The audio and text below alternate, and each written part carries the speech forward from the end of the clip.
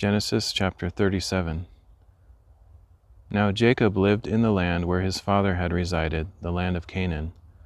This is the account of Jacob. When Joseph was 17 years old, he was tending the flock with his brothers, the sons of his father's wives Bilhah and Zilpah, and he brought their father a bad report about them. Now Israel loved Joseph more than his other sons, because Joseph had been born to him in his old age. So he made him a robe of many colors.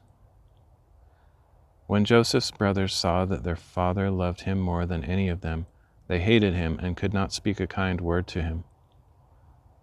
Then Joseph had a dream, and when he told it to his brothers, they hated him even more.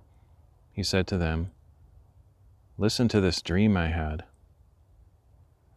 We were binding sheaves of grain in the field, and suddenly my sheaf rose and stood upright, while your sheaves gathered around and bowed down to mine."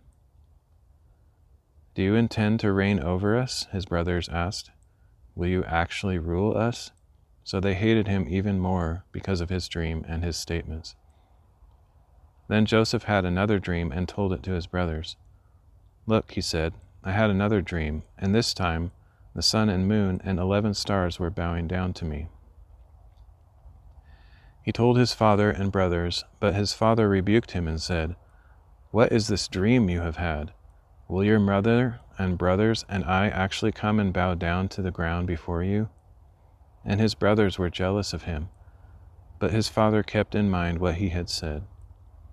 Some time later, Joseph's brothers had gone to pasture their father's flocks near Shechem. Israel said to him, "Are not your brothers pasturing the flocks at Shechem? Get ready, I am sending you to them." "I am ready," Joseph replied. Then Israel told him, "Go now and see how your brothers and the flocks are faring, and bring word back to me." So he sent him off from the valley of Hebron.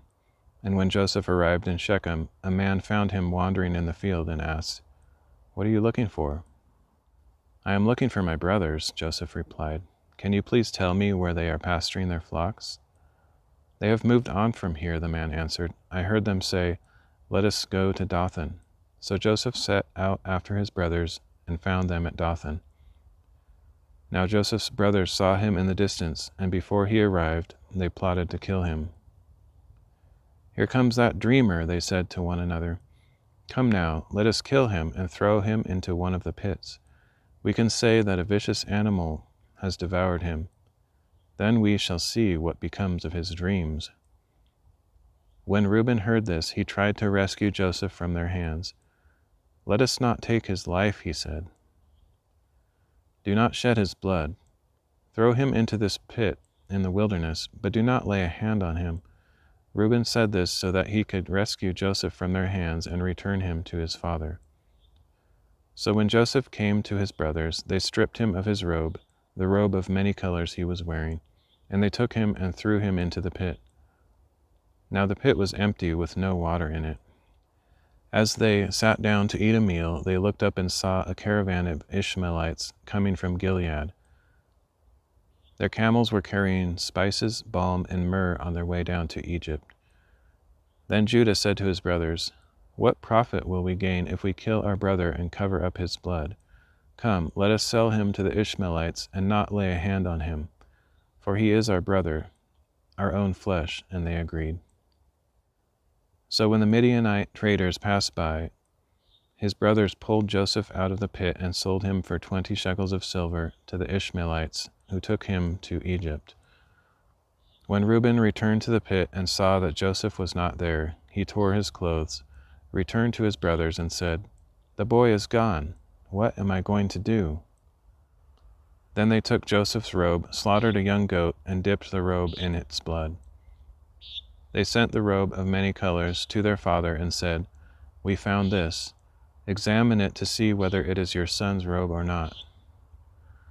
His father recognized it and said, "It is my son's robe. A vicious animal has devoured him. Joseph has surely been torn to pieces." Then Jacob tore his clothes, put sackcloth around his waist, and mourned for his son many days.